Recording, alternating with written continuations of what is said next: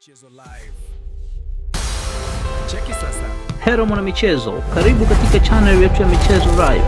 Usisahau kusubscribe, kulike, kucomment na kushare na marafiki ili waweze kupata habari zinazohusu michezo. Mkuu wa idara ya habari na mawasiliano wa Simba SC, Ahmed Ally, amewataka mashabiki wa klabu hiyo kutoishiwa matumaini licha ya matokeo ya kikosi hicho katika mashindano ya CAF msimu huu.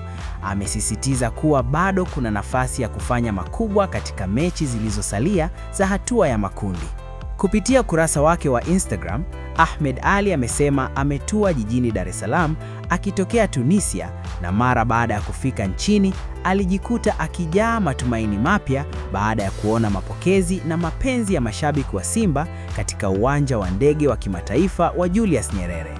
Ameeleza kuwa mazingira ya jiji la Dar es Salaam pamoja na joto la mashabiki yameongeza ari na imani kwake kuwa timu hiyo bado ina uwezo wa kufanya vizuri katika mechi 3 za mwisho za hatua ya makundi ya Ligi ya Mabingwa Afrika. Ahmed ameongeza kuwa kuanzia Jumapili Februari 1, Simba itaanza safari mpya ya kuandika historia itakayotikisa na kushangaza Afrika, akisisitiza kuwa ndoto ya kufuzu robo fainali bado ipo hai na haiko katika ndoto bali katika mipango madhubuti ya klabu. Amewataka wanasimba kuendelea kuiunga mkono timu yao kikamilifu ili kufanikisha azma ya kufuzu robo fainali kwa mara ya 8 mfululizo, akisisitiza kuwa mshikamano wa mashabiki ni silaha kubwa kwa kikosi hicho.